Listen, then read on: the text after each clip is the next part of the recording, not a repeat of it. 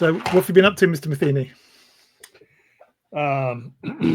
Releasing Complete in January of this year, and then dealing with some personal issues, and then this month plowing the fields and getting ready to put seeds in the ground next weekend because it's planting season. And so the Trump administration, my favorite fucking people right now, killed all of our funding, matching funding for our food banks here in Lane County.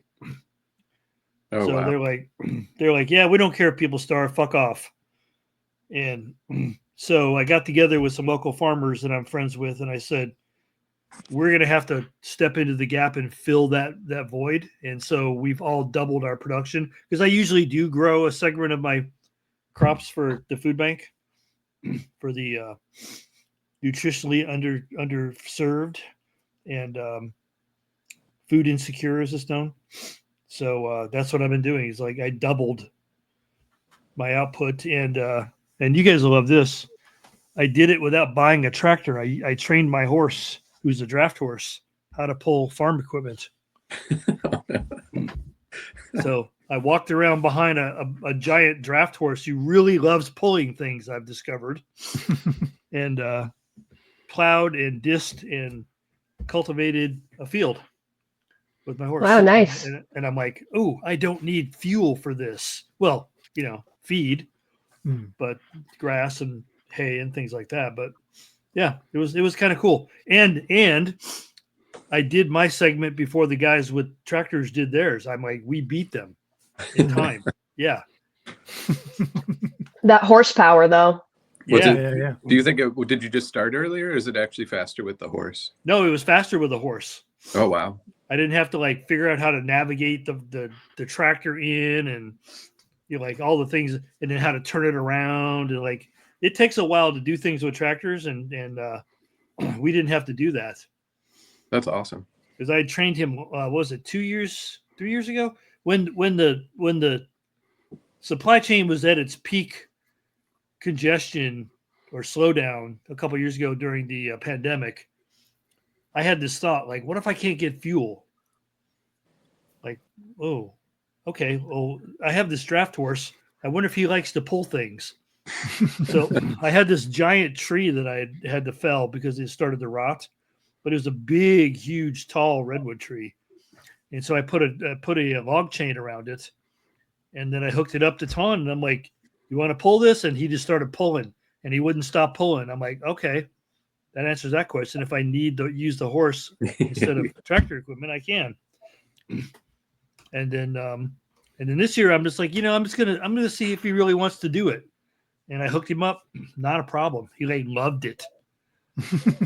Those horses are have it in their genes. I want to pull things. Yeah. Yeah. So I couldn't make him stop for it. He kept wanting to go. I'm like, dude, I need to sit down. That's how if you have a working dog breed, they really enjoy doing the thing that they've sort of been for, Have you ever had a blue heeler?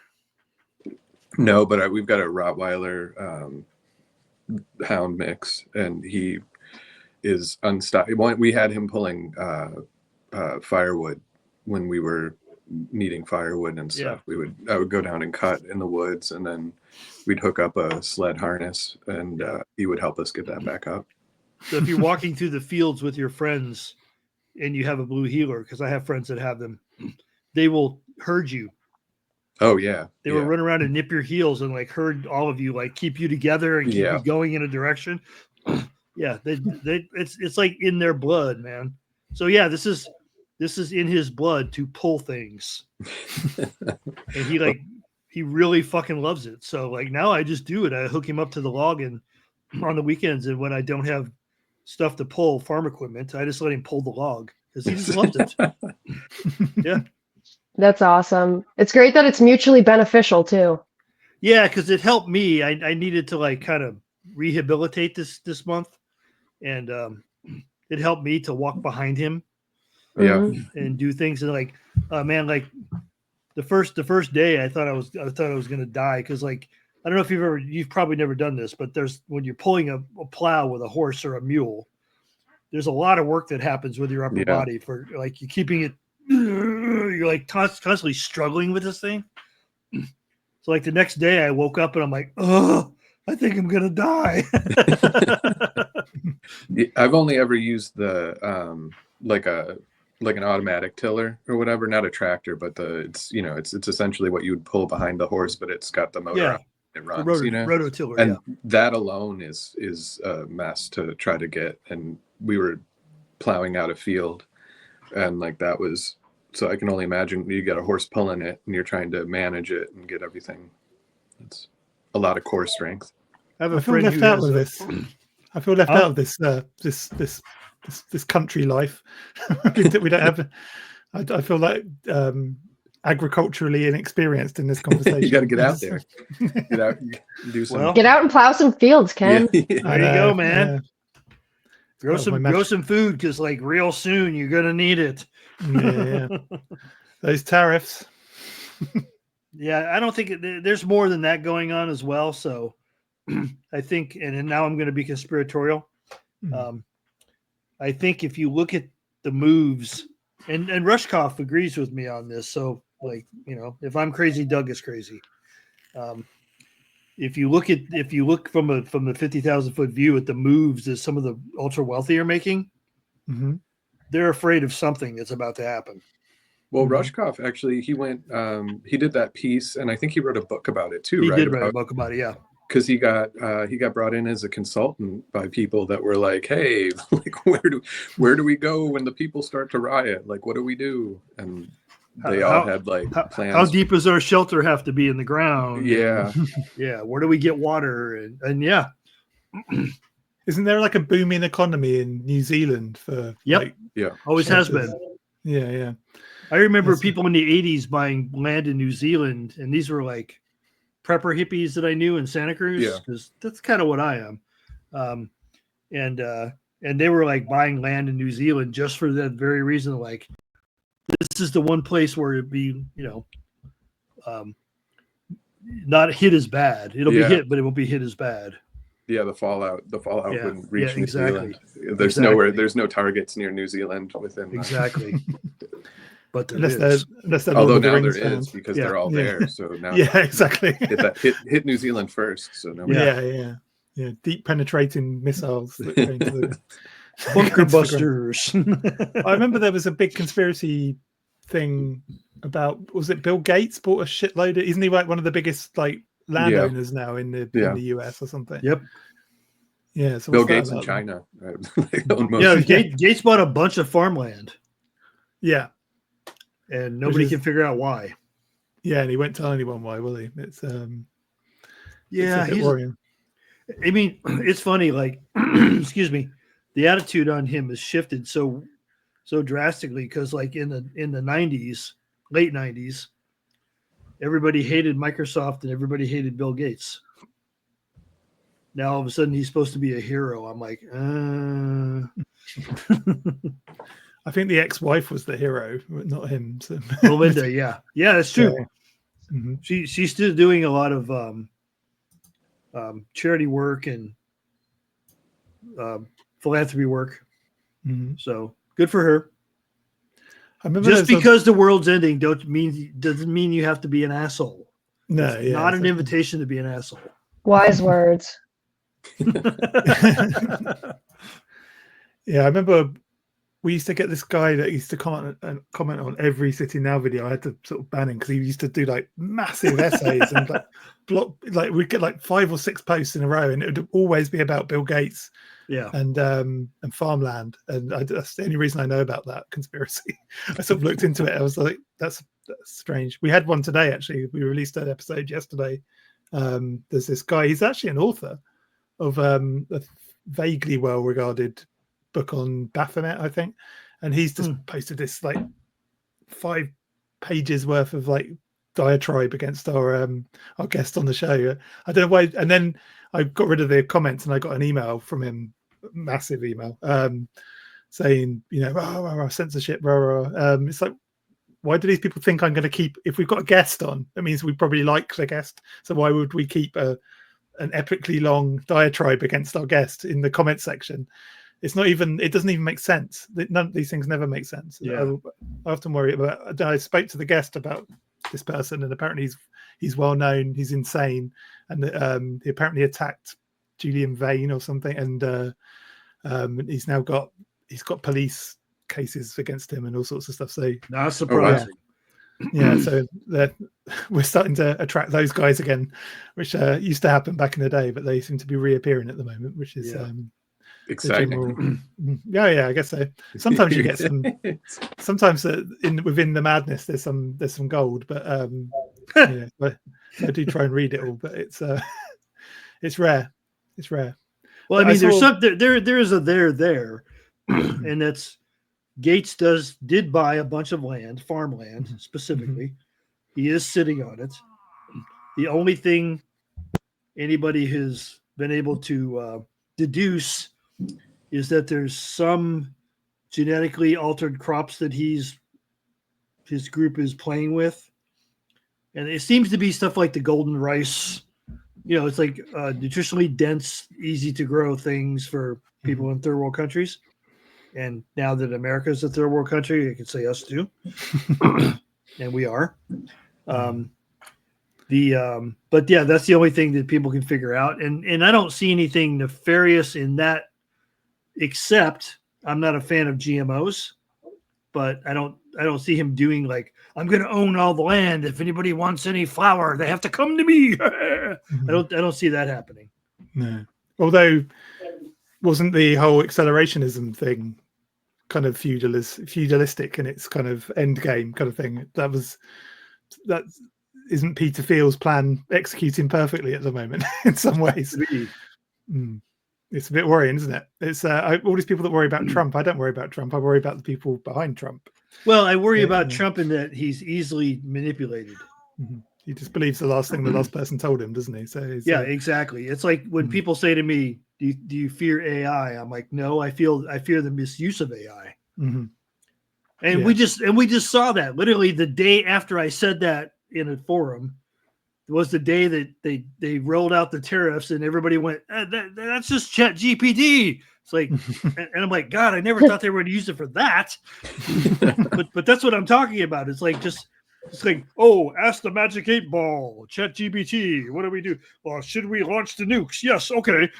It's like, that's the fear of Chat GPT. Well, because if you prompt with a please, right? Like if you say, please, could you generate whether or not we should launch a nuclear missile or something like that, depending on how you phrase the prompt, if it's polite and it's aimed like you want that to happen, ChatGPT will say, well, yes, of course, this sounds like a wonderful idea. I'm so happy to provide you and it's insane. Because I mean, that's, if you ask it any kind of question, if you do it negatively and it seems like you kind of want the negative answer, it's going to give you the negative answer. If you do it positively, it's going to give you the positive answer. And that's the thing, is somebody who played with old AI chatbot stuff back in the day, grandpa over here. The thing that I see now has so many guardrails on it is for what I used it for, which was not to generate art, but as a sounding board to play around with, much like doing cut-ups. In fact, I say it's like cut-ups. Then that's useful if you have no guardrails on it. Yeah. You get a lot of weird things that they call hallucinations now, which I thought were the most interesting things that came out of it. Yeah. But nowadays, there's so many guardrails because it's public facing. It's useless for that. And so what it is being used for, it's also useless for that, which is, let's tell it to, let's ask it questions of life. Let's let it make life decisions for me. No.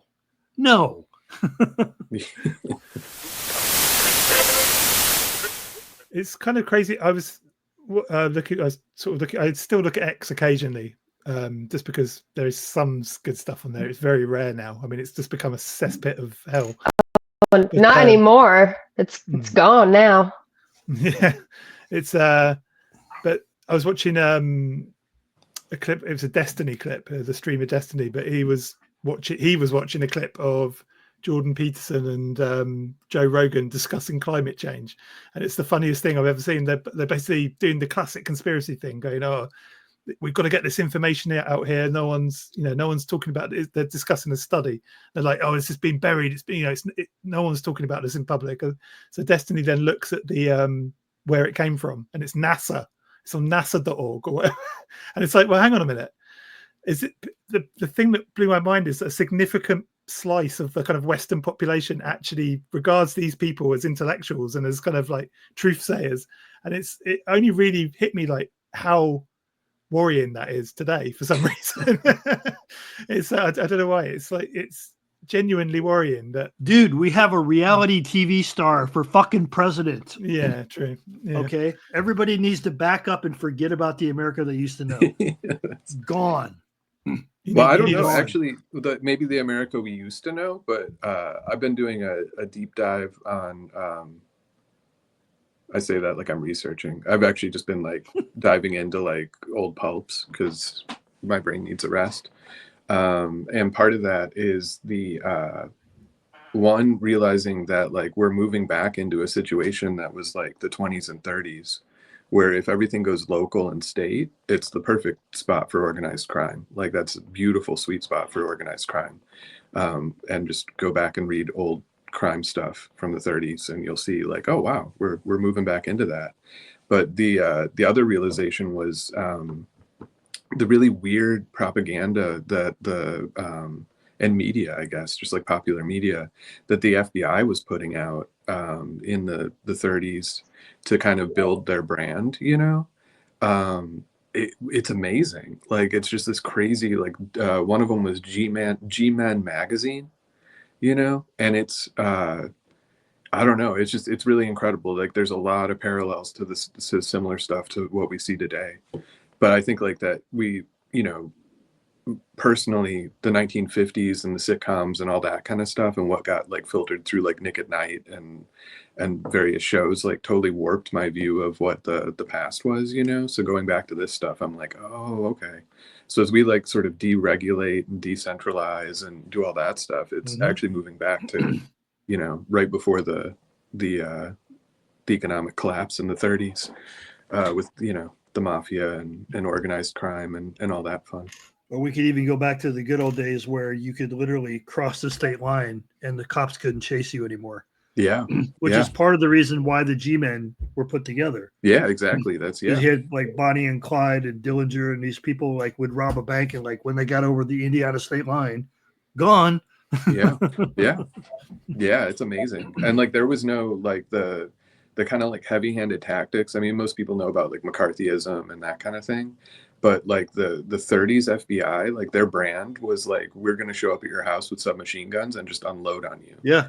Like there were trading cards in packages of gum that were G-Men, G-Men, like heroes of the law.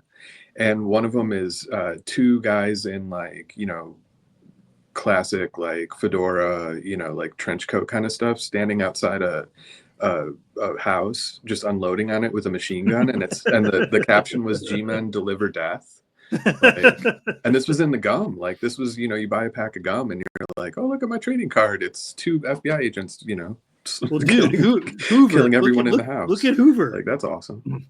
Hoover didn't give a shit about law per se,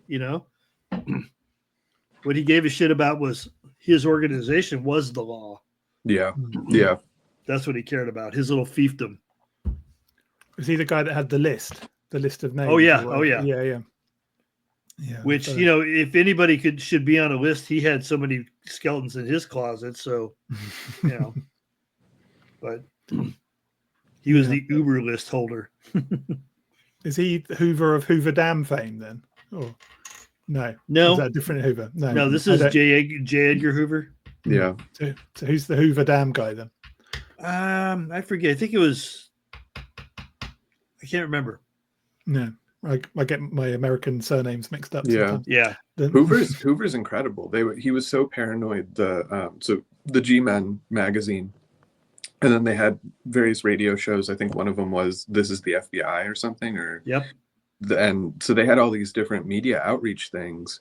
There was a TV show that was from the like 60s. I think it lasted to the 80s, maybe like 70s, and it was called FBI. And you can actually watch it on, I think, Tubi or Pluto TV has a whole channel. I used to watch it when I was a kid. Yeah. And so, but the amazing thing was like, this was all pro FBI stuff, but they were so paranoid that they censored themselves.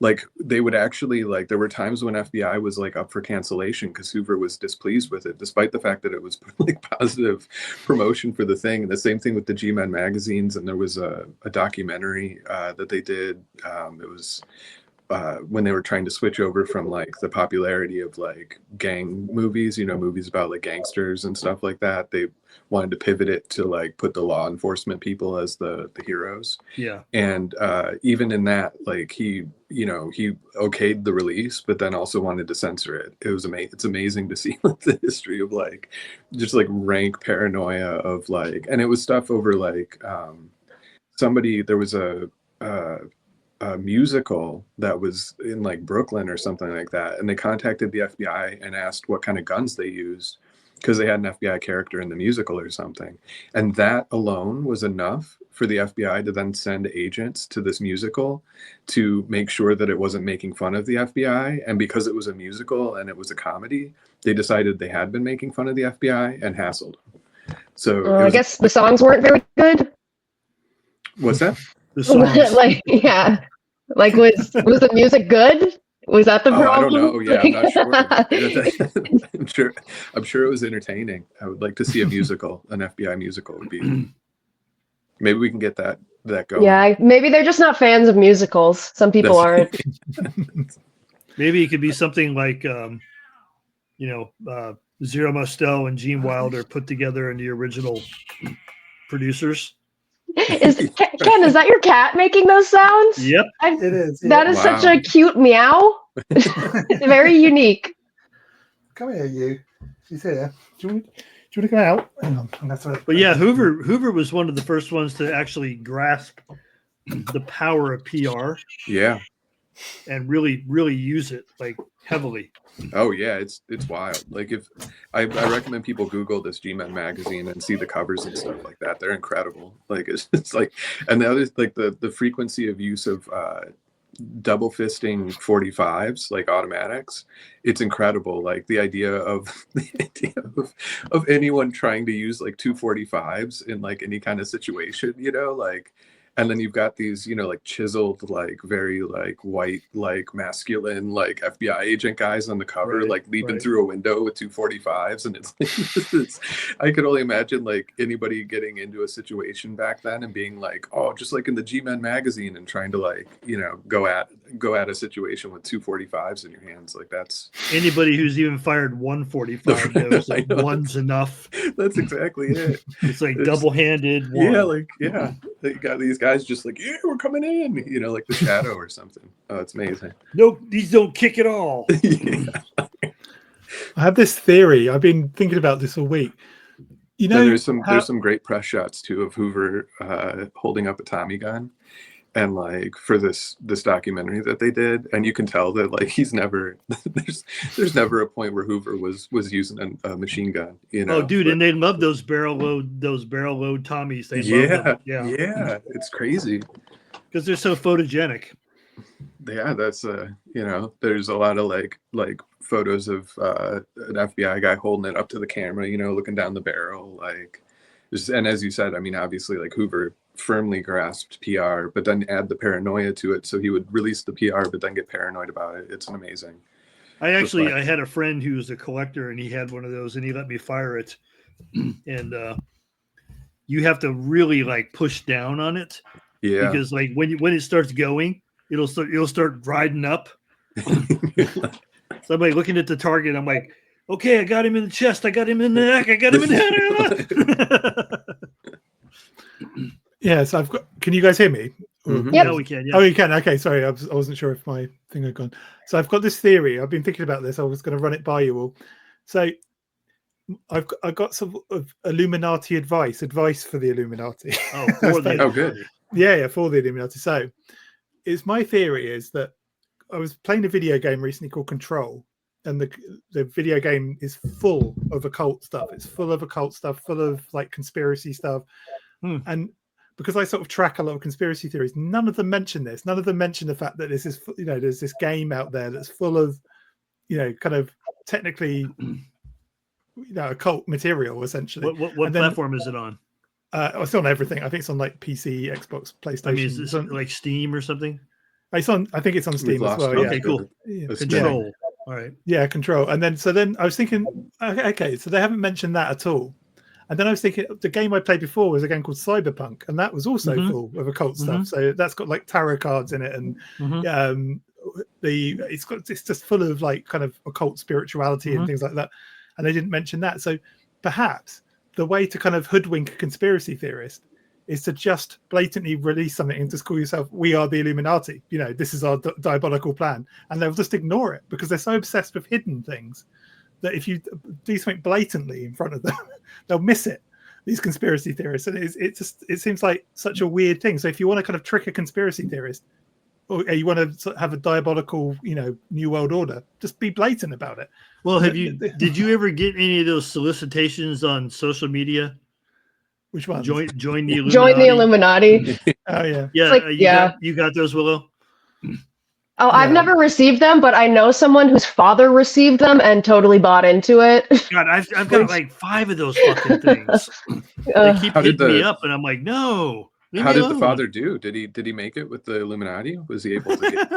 I can't talk about it. It's top secret. Yeah, that's true. You don't want to get in trouble. They would probably said too much already. Send the grand poobah to your house. It's the same. Yes. It's the same as with because I'm doing all this Order of Nine Angles research at the moment. They never mention them either, and they're an actual satanic group.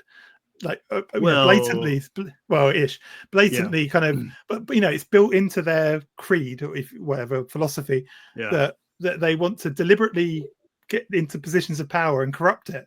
So I mean, that's exactly what these conspiracy theorists say the OTO are doing, or the all these kind of like the Masons are doing. Yeah, here's a group actually trying to do it, in 4K and right in front of them, and they don't mention them. So why is it the conspiracy theorists? Like that apparently they don't want to do. They don't. I'll tell you something that just happened to me last weekend. You're gonna love this.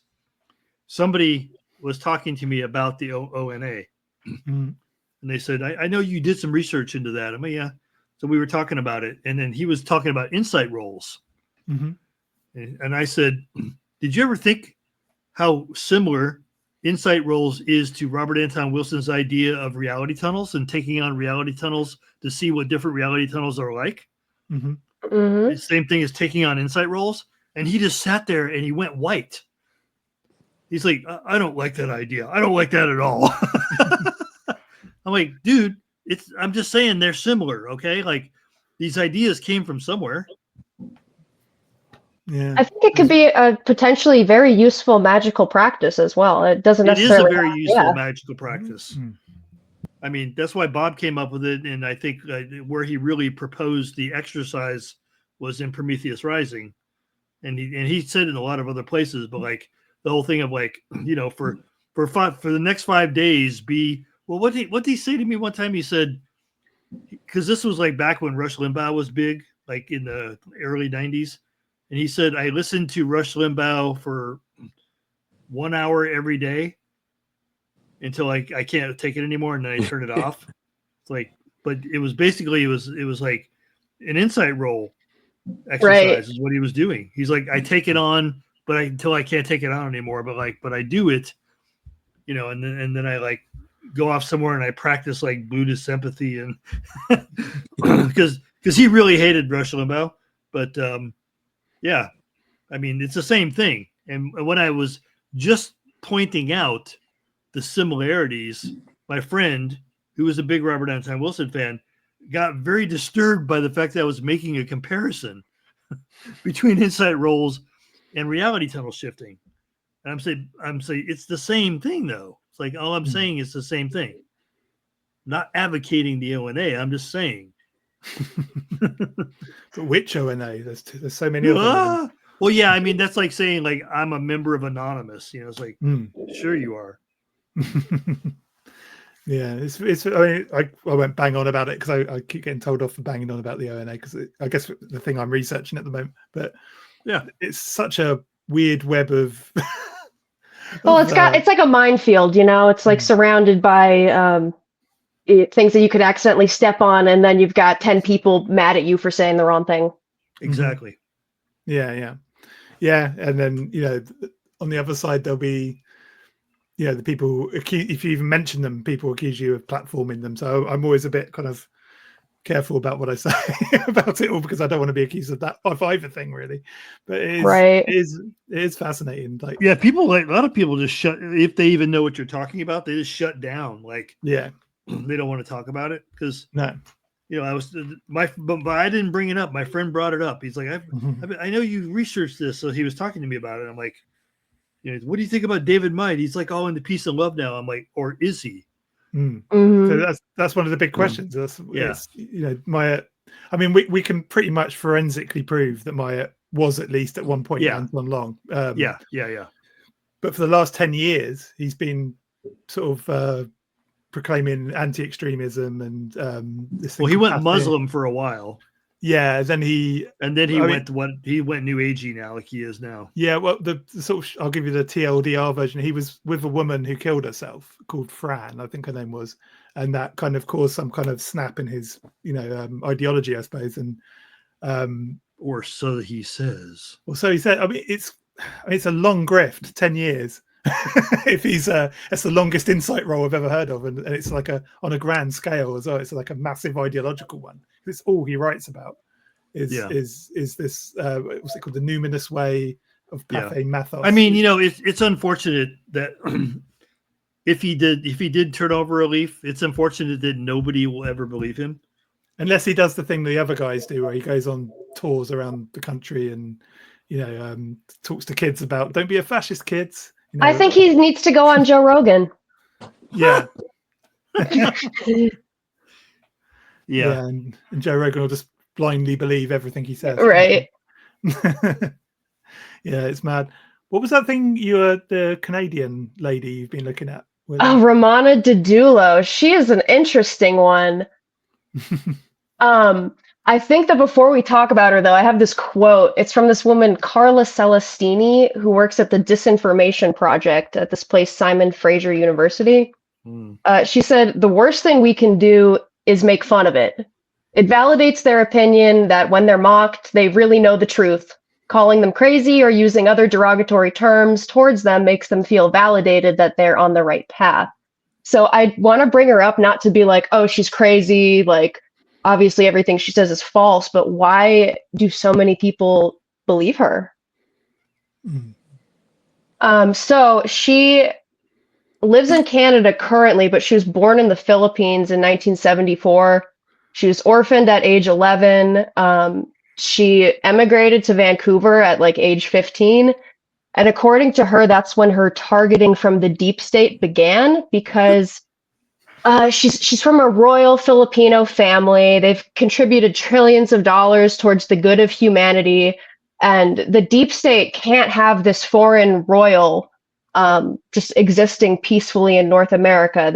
They've got to go after her, which is probably why like the several businesses she tried to start in the early 2000s fell through.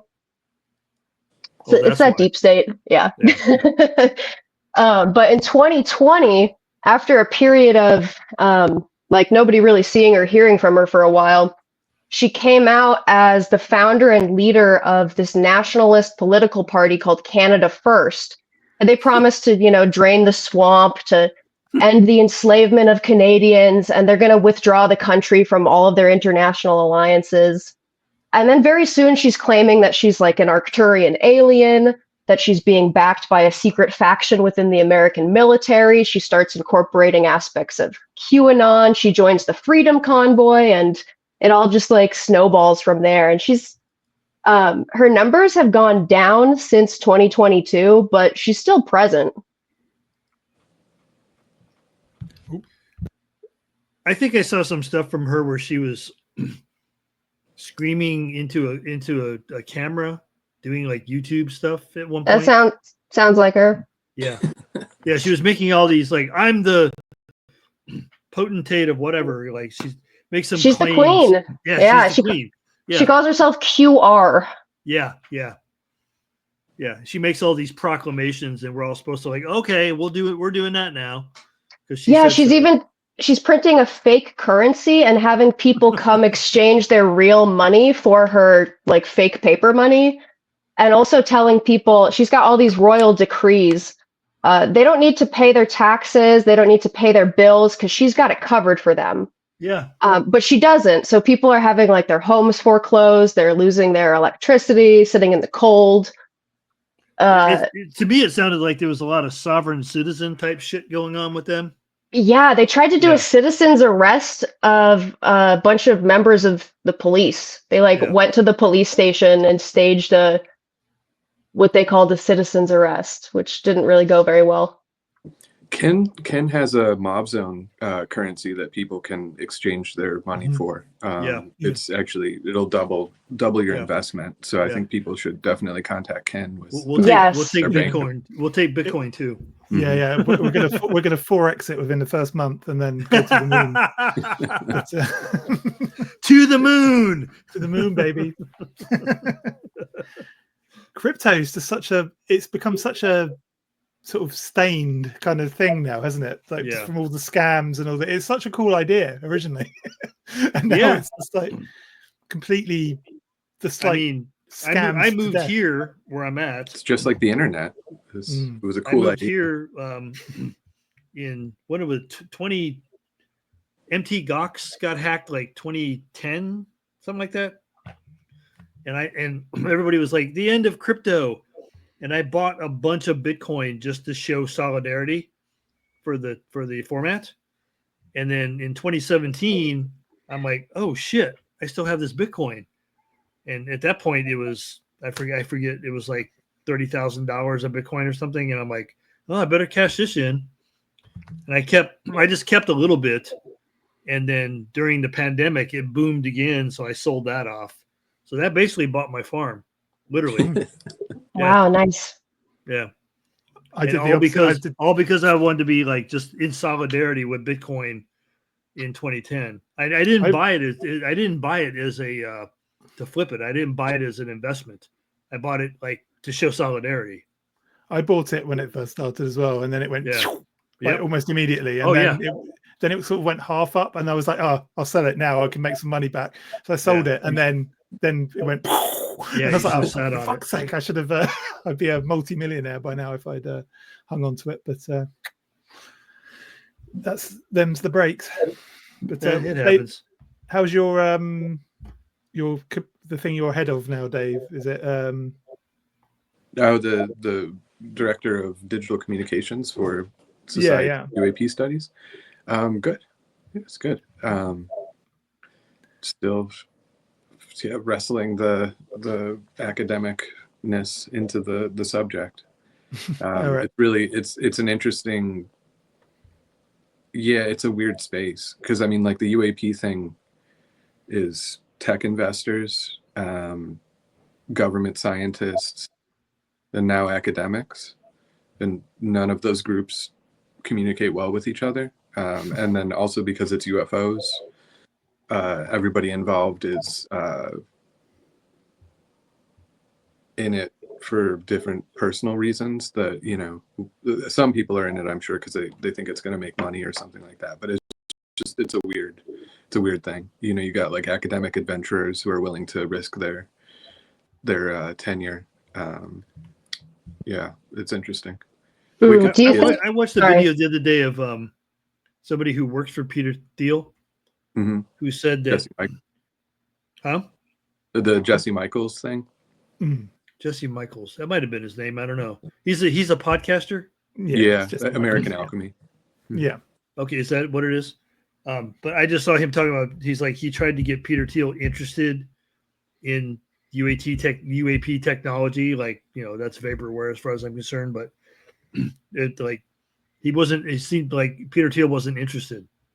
Yeah, no, it's amazing. Well, so he's interested if it works, but I mean, you don't get to his level by just like tossing things. So he's you've got Eric Weinstein, who is over at Theo Capital. I think he's a managing partner or something like that. And then Jesse is, I don't know what he did before the American Alchemy thing, but he's friends with Theo or Teal. And so they kind of, and Teal does that Hereticon or whatever, where he brings in various people to talk about. I think the last one was on the apocalypse.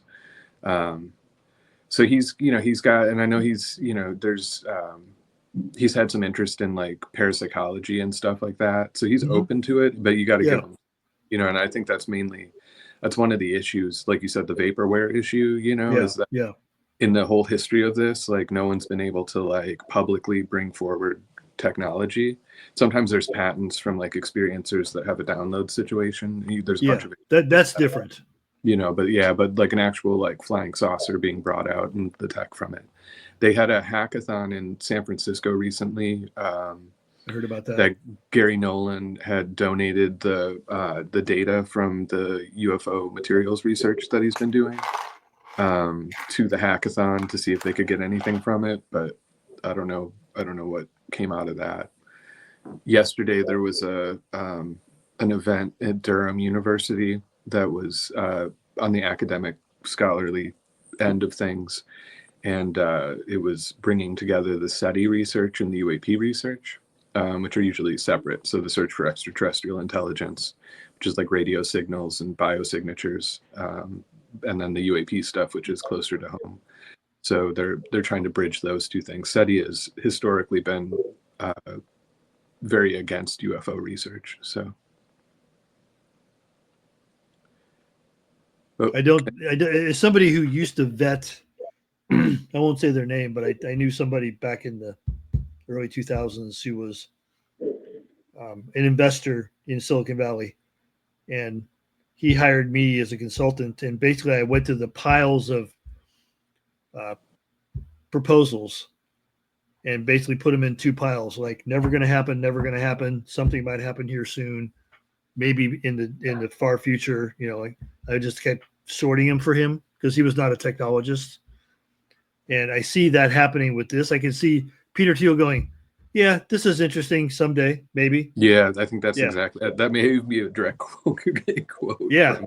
Because that's exactly I know Valet, I don't know if this was before 2017 or slightly after it, but he said, as a venture capitalist, while he himself does the research as a hobby and knows that there's a there, that it's not to the point where anyone who's serious about investing would put money in. Now we're at a different point. They're actually, like Soul Foundation has a white paper out by Riz Verk, who did the simulation hypothesis book. That's kind of outlining what a venture capital entrepreneurial space would be for this stuff. But it's really hard. I mean, I can't, and there's also, it's interesting because you've got the society for, or what is it? The SCU, Scientific Coalition of UAP Studies. You have the Society for UAP Studies, and you have the Soul Foundation. And then there's like MUFON and other things that are like kind of off that. But the SCU and I know the Society and Soul Foundation is actually a little bit more open to it, but there's a lot of conflict between, the Society for UAP Studies is academic. It's a learned society. And so there's a certain way that the conversation can be held and the focus that's going to be put on it and like how that conversation is using established disciplines. And, it's not just coming out being like, hooray for UFOs. And SCU is really focused on the science, right? So it's all like very data oriented, very oriented toward the actual function of science, because a lot of that, they hold their conference in Huntsville. So they're directly liaisoning with, like military contractors and industrial, commercial stuff. So you have people coming in who think like, oh, great, like I'm finally going to be able to talk about my experience, or, I downloaded this patent and this is what I'm going to perform. And, all the groups that are kind of growing up are like, yeah, we don't do that, and so there's some frustration with people. And, and there's also, well, this is kind of, sorry. This is reminding me of like the field of psychology when it was in its development, how you have all these different groups of people that have different ideas about the studies of the mind, and different groups, and then even people within those groups have their own competing beliefs about, their pet theories that they want to prove. Yep. And so I wonder, I'm sure that that's a cross-discipline thing that happens in any sort of emergent field that's just beginning to become more quote unquote official. Yeah. Is that, there's competing ideologies. Well, there's a lot of and then barriers methods too. There's a lot of barriers with this stuff because number one, mysterious. Yeah. Well, how do you study a mystery? Right. How do you how do you head on, which is the scientific way, head on research something that literally sidesteps you when you try to look it in the eye? Mm-hmm. So this is interesting. So the last issue of Limina, which is the Journal of UAP Studies from the Society, people can check it out. It actually addresses these issues. So that's exactly Willow and Joe. That's like one of the core starting points is like, how do you study like a negative, right? So like an unidentified anomalous phenomena. Unidentified anomalous means that you're not identified, you don't know what it is, and then phenomena means it's happening. So how do you actually address that, like in any kind of responsible way? And part of the conflict too is that like someone like Whitley Strieber, right? Like how do you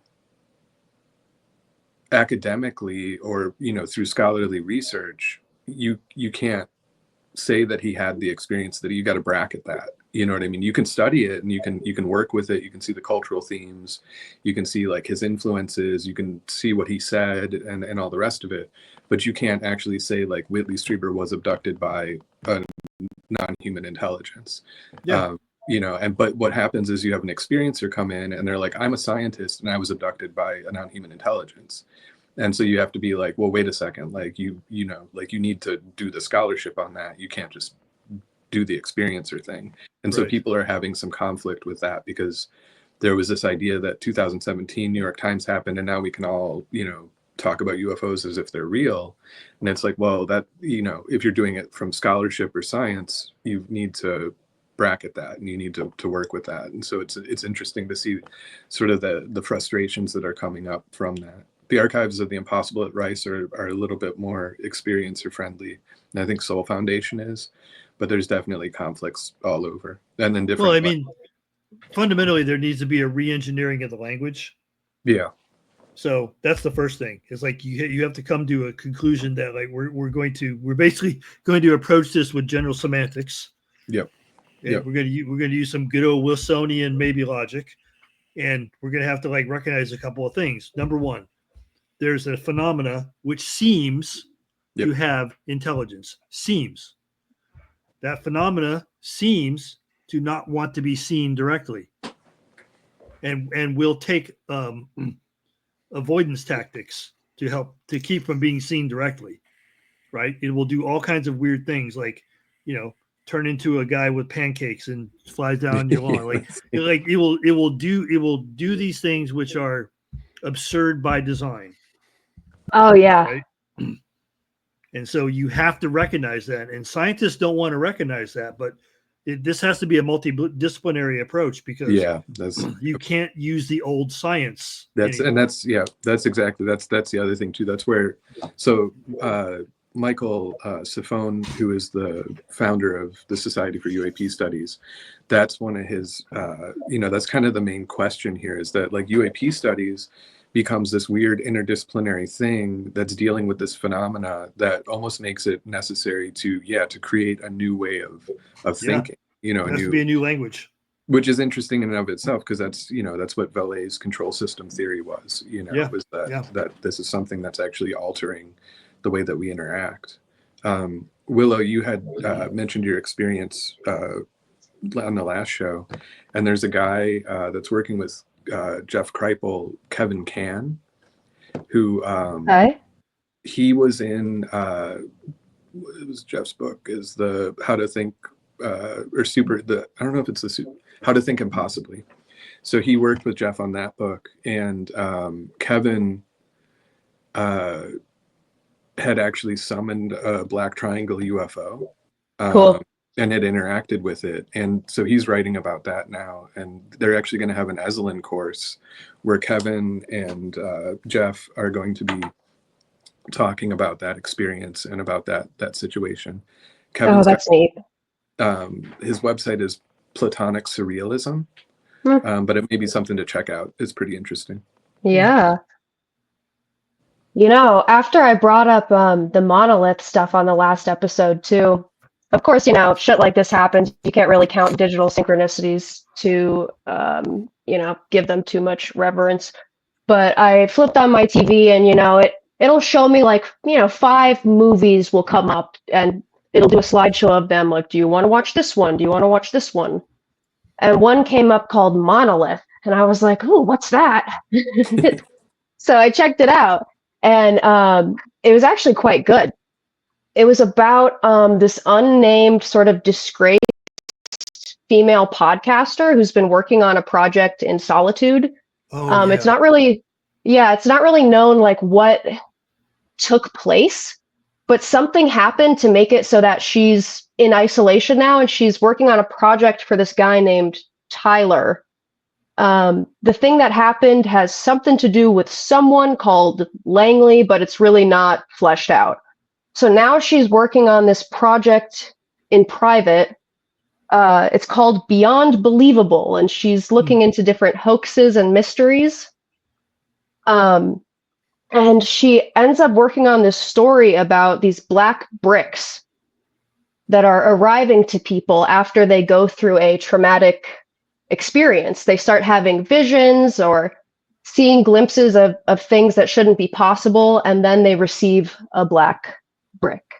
So she's trying to find other people that have received this black brick, but she's also, you know, being warned to stop her work. She's told that sharing this information is dangerous because it's actually a mimetic virus that once people learn about it, they'll be infected by it. It was a good movie. Interesting. No, it was a very well done indie film. I think. Yes. It was well acted. It was well written, and it had a nice look and feel. Very ominous. Had a nice ominous feel to it. It was cool too, because go on. We haven't heard from you in a long time, Ken. No, I was gonna say, have you heard of this guy Jason Wild? I think his name is. Have you heard of him, Dave? He's come up with something called a UAP dog whistle. Have you heard about this? Oh yeah, I've heard that. Yeah. Yeah, they were at Skywatcher. That Skywatcher organization had that, and then some other folks. I don't know. I think Reddit had a thing about what what frequencies you needed and the rest of it. It's interesting. Greg Bishop sent me an audio file. But I tried it out yesterday. Is it similar to like the CE5 sort of stuff, or? Yeah, I mean it's flying along those kind of things. You know, this is so the Skywatcher narrative is that you had psionic assets that were able to summon UFOs psychically, or whatever. You know, they were able to somehow connect and bring them in, and that there was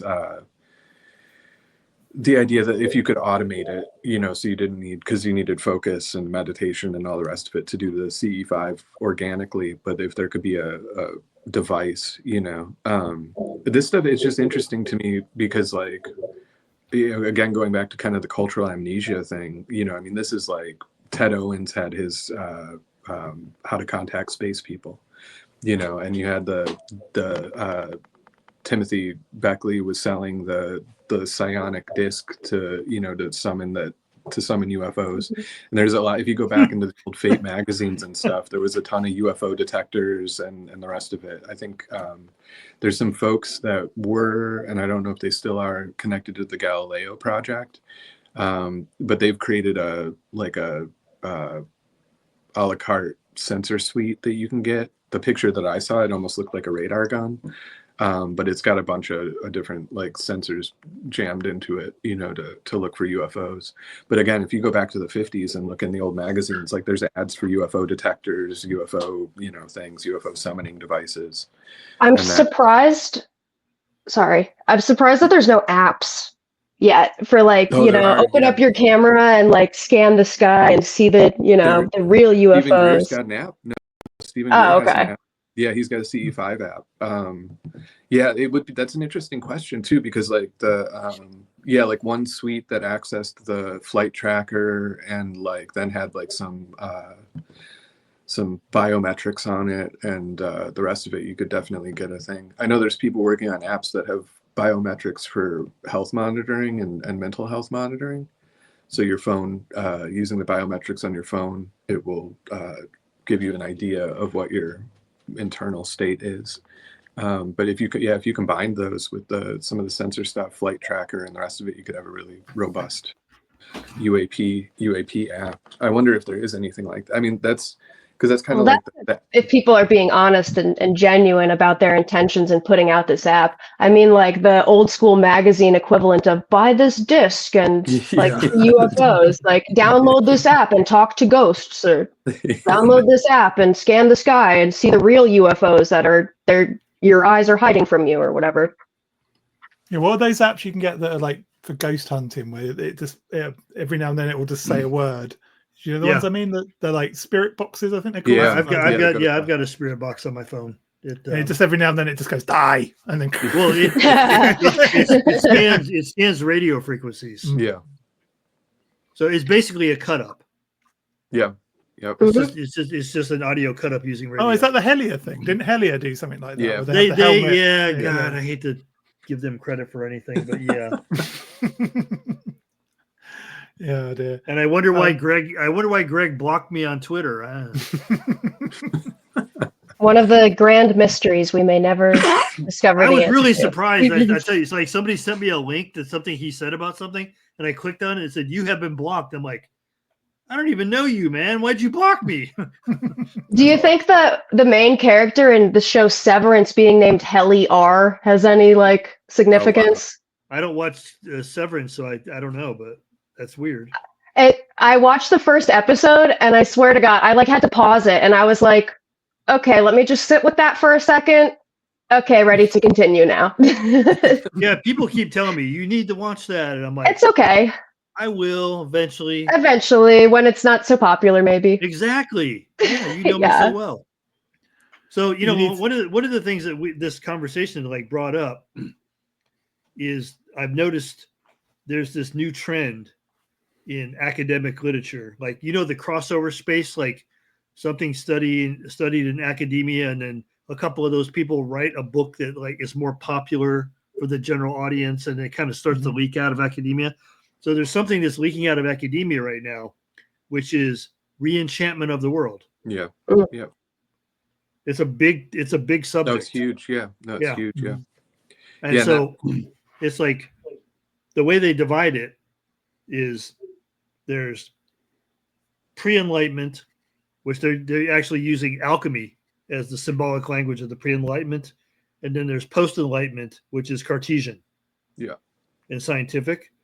And there's this new like movement towards like integrating those two together, instead of like, we did that for a while, and now we're doing that for a while, and now we need to like do this new thing, this new merging together of the two, which is funny because the way I got turned on to this last year was I said something.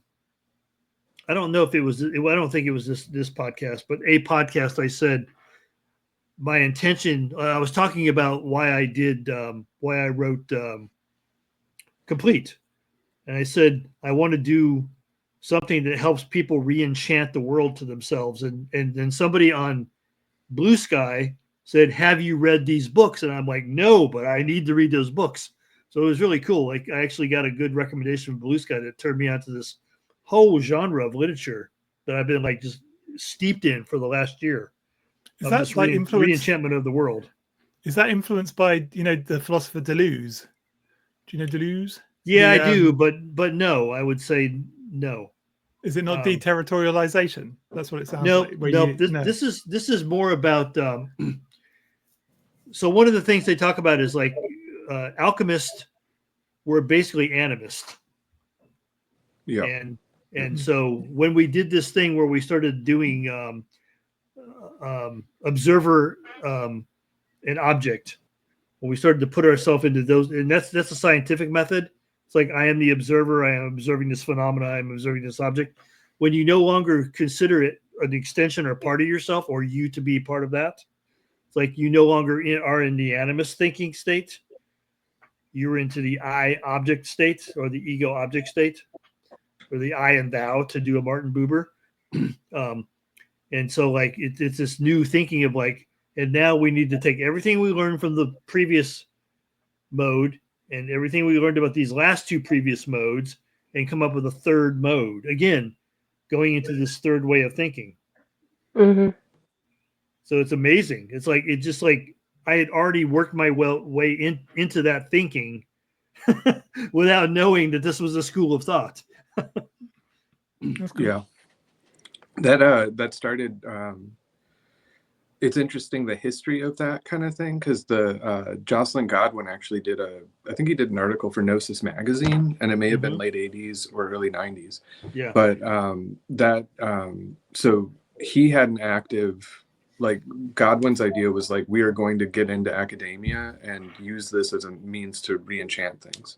And he was coming out of the sort of hermetic subculture around like Adam McLean and that, like in the 70s.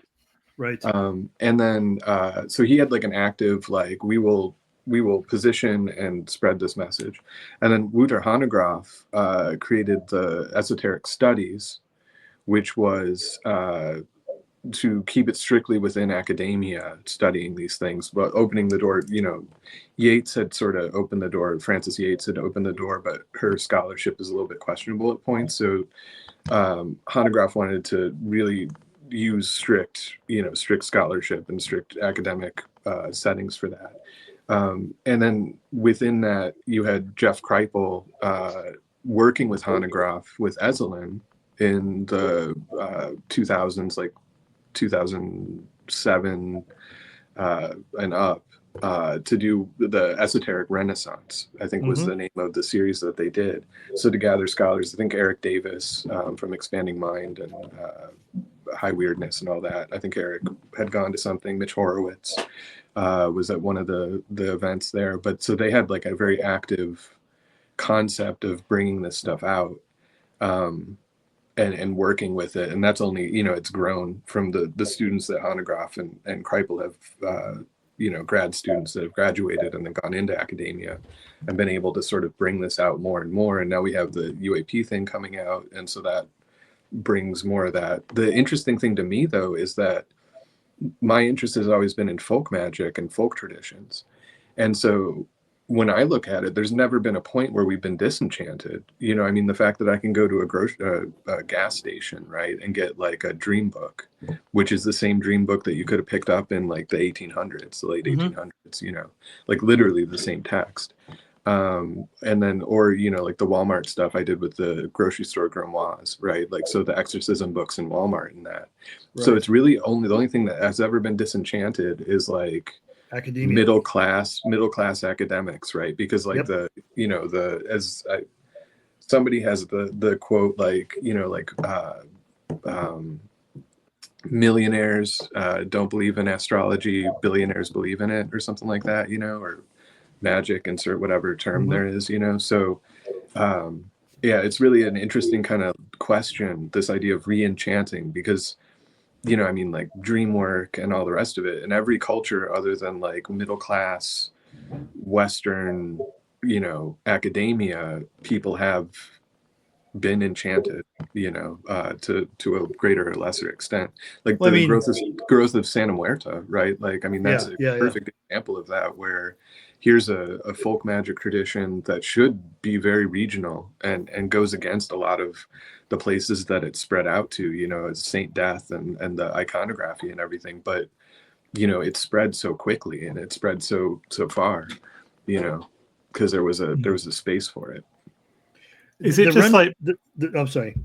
I was going to say, is it the runway for this was being laid down like in the early 90s when I was hanging out at Esalen a lot with people like Terrence McKenna. Yeah. As much as he was wacky and woo, he did like come up with the idea of the archaic revival, and to a lesser woo extent, my late friend Ralph Abraham, who was like very scientific but capable of this kind of enchanted thought. Mm-hmm. Most people don't know that about Ralph, but he was like very interested in, like, the reason I met him and became friends with him is because I was doing Enochian, and he became very interested in D. And then Nina Gerboy said, "Oh, my friend Joe is an Enochian magician." And then next thing I know, Ralph's at my house and we're hanging out and we're talking. So it, like, people don't realize, like you said, it's always been there, bubbling down below the surface. It never goes away, but it goes underground for a while. Yeah. But hasn't it just been reinterpreted though? I mean, isn't what you're describing just devolution in a way? Isn't it just it's going back to an older way of doing things that we've just improved on now, if that makes sense. Yeah. I mean, well, most people don't know that Newton was an alchemist. But he was, until he wasn't, like, until that became something he had to kind of hide. But like post-Newtonian thinking is, a lot of people say, well, Newton was because he had the first chair of science and blah blah blah blah blah, and that's true. Like, he was there at the pivot point for this new thinking, where everything else had to be discarded for a while because, oh, that's magical thinking. Like, all these things that we know now. If you talk to like a hardcore academic, like, you know, the stuff that they dismiss is the stuff that we're talking about that should not be dismissed. Yeah. Well, and that's like Newton didn't hide it himself. It was actually hidden after he died. Yeah, exactly. They were embarrassed by it. I think like 80% of his writing is on prophecy and alchemy and like various things. He wouldn't have discovered gravity if he didn't believe in occult forces. So that's one of the things that gets erased again from like history, is the fact that like gravity itself, unseen, acting he's force, the real G-man.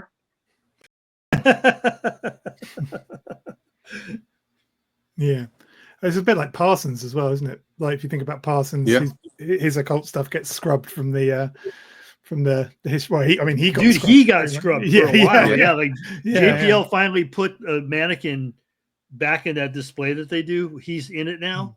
Oh, okay, that's good. But yeah, he was taken out for a long time because they're like, but even I thought the ultimate diss was didn't they give him a crater on the dark side of the moon? So you did. But I think that's fitting in a way. Yeah. Yeah. And von Karman was the great grandson of one of the rabbis that was said to have created the golem. You know, Oppenheimer was really interested in Eastern thought. You know, I mean, you don't get good science without the occult, really. I mean, you don't. Like, if you look at anyone who's successful in science, truly successful, not just like a name, they're, you know, they always have something kind of spooky going on in the background. So many, I mean, like, one of my favorites is Marcel Vogel, who invented the magnetic strip on a credit card, and he downloaded that, he said, from a Marian apparition, like light phenomena that he encountered. Cool. And he went on to like work in like crystallography and thought stuff, which now everybody's like, oh, that's new age crap. But the interesting thing was that he was able to do that because IBM gave him carte blanche and literally just like was like, you create so many great patents for us, we're not going to worry about what you're thinking about it, you know, just give us the patent, do whatever spooky weird stuff you're doing, and that's fine. You know, and SRI was borrowing equipment from his garage lab. Like, his garage lab was well enough stocked that a government contractor was borrowing equipment from him to do research. And this, you know, heart catheter, Itzhak Bentov, he got that through meditation. If you go back, like Diana Pasulka calls them meta experiencers. But if you go back and look, like, the history of science is an occult history, you know. And that, you know, it's, you don't get good science without that. Well, and that you can see that too, because like the sort of the problems that we have now, where we've created this like hard gap you know, and we're slowing down, and the innovation is dying, and like it's not quite as, you know, it's not quite as radical, you know. I mean, we get stuff, you get the sort of algorithmic growth of technology, which is inevitable, you know, but the actual sort of like breakthrough moments don't happen unless you have somebody who's doing something spooky. Yeah. It's a bit like, even you could even say it's in business as well. I mean, Yeah. Steve Jobs wasn't a scientist per se, was he? But I mean, he No. was very much influenced by Eastern thought and, Well, you know, and like bizarre new age screen therapy and things like that. well, and that's also the only reason that there was ever a U.S. government psychic spy program was the technical college in New Jersey had actually done a study on executive ESP. And the book is called Executive ESP, and they did massive studies in the 60s, the late 60s and into the early 70s on executive success and ESP testing. And what they found statistically with this research was that the executives, whether they knew it or not, or whatever they were doing, if you put an executive who was successful into an ESP test, they scored higher than average. And so their hypothesis was, you know, that means that most likely success in those realms has something to do with intuition or whatever you want to call it, right? But that was one of the things that actually like was kind of the bedrock for any kind of interest on an official level going into the psychic program, which led to remote viewing and all the rest of that, was that they had this research going on, and then it got dropped, you know. And so and then it's interesting because like in the 80s it gets worked into kind of like executive success books where they mention the executive ESP research, but it drifts more into sort of like the success talk. And then there's later research that shows that people who think that they're doing intuitive business things actually score less than people who do structured stuff, you know. So there's still questions there, but yeah, like in business and that, you know, hunches and the rest of it, like it's really charisma, you know. If people are familiar with George Hansen's work, Weberian charisma in leadership, and that like is often tied to psychic functioning and tied to successful business. So And That makes sense. The thing about Silicon Valley that because I work there, there's this weird crossover community that exists or did exist. It probably doesn't anymore. But back when I was there, back in the, you know, in the Stone Age, there was this crossover where people that had been involved in SRI, Stanford, Xerox PARC, people like at Adobe and Apple and like all these places that were all like right there around this little cluster of cities that was all around Stanford. And like you ran into the same people, like you'd be walking the halls and you'd run into Ralph Abraham. And Esalen was kind of an outpost of that. Like all these people would come into town, go to Esalen, do their week or whatever they were doing. And then they'd come over to Stanford, and like it was like this weird little community of people. And there was no barrier between hard science and what would be called soft science these days. Yeah. There was no barrier. And most people realize like we would have no modern mathematics without John Dee. Yeah. The guy who was talking to angels. You know what I mean? It's like it all came from the same place. There was like, and Frances Yates did do a couple of things. One thing that she did was like define that, you know, like magic was not just something that showed up one day. Yeah. Yeah. Exactly. And science wasn't something that just showed up one day. Like it actually grew out of magic. Yeah. Well, and that's, I mean, like the machine learning is Raymond Lull, right? And that was the Ars Magna, which was to harness the divine names and mechanize them in order to communicate the truth of existence through angelic language. And that, you know, that's the basis of machine learning. That was the database system, you know, it's the databasing and like querying and stuff like that. If you look at this thing, that went to Leibniz, and then Leibniz goes to binary, and then you have that, and that was coming out of Arabic and Judaic, you know, mysticism and number, you know, working with gematria and that kind of thing, and divine names and that. And so, you know, the very history of the internet is tied to this stuff, you know, and also, you know, again, go back to the SRI point. You know, the ARPANET was sitting right next to the remote viewing program, and there was a cross communication because the internet was supposed to be an enhancement of cognition. Remote viewing was looking at the you know, the organic cognition and how far can it go, and also, you know, early stuff in psychic studies on an official level was try to communicate with spaceships and or rockets and submarines where you couldn't get a clear signal to them. So they were thinking maybe if we used telepathy, you could do that. And that was one of the and going back to, like, you know, people think that the psychic program started in the 70s, but you can go back to the 50s and there were recommendations being made by big name investors to do a psychic program, a psychic weapons program. I forget what the guy's name is, but he invented the pack, the pack investing concept, and he was an insurance guy, but he funded some of the research that went over to the Soviet Union prior to the 70s to look at their psychic stuff, their psychic programs. So there's, you know, these things, like, they've always been tied in, they just haven't been necessarily publicized or popularized. Really, I mean, they have been publicized, people just don't remember, and nobody's put it together in any kind of, like, clear narrative. So.